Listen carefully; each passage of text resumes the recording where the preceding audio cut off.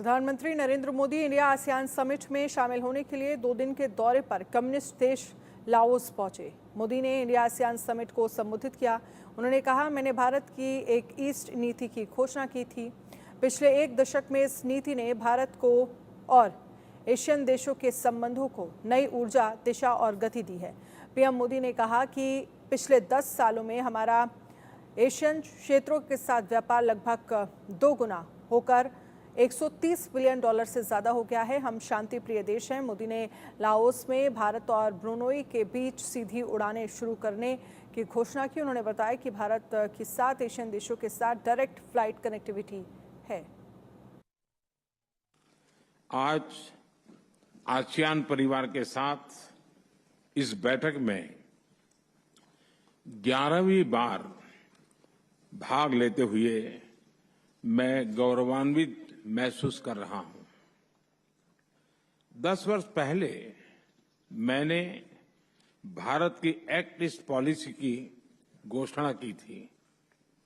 पिछले 1 दशक में इस नीति ने भारत और आसियान देशों के ऐतिहासिक संबंधों को नई ऊर्जा, दिशा और गति दी है।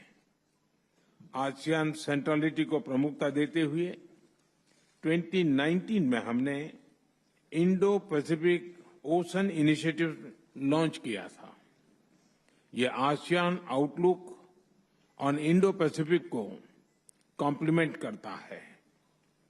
पिछले वर्ष क्षेत्रीय सुरक्षा और स्थिरता के लिए मैरीटाइम एक्सरसाइज की शुरुआत की गई है। पिछले 10 वर्षों में आसियान क्षेत्र के साथ हमारा व्यापार लगभग 2 गुना होकर $130 बिलियन से अधिक हो गया है। तिमोर लेस्ते में हमने नया दूतावास खोला है। आसियान क्षेत्र में सिंगापुर पहला देश था जिसके साथ हमने फिनटेक कनेक्टिविटी स्थापित की और अब ये सफलता अन्य देशों में भी दोहराई जा रही है। बुलेटिन में फिलहाल इतना ही। आप बने रहिए इंडिया न्यूज के साथ। नमस्कार।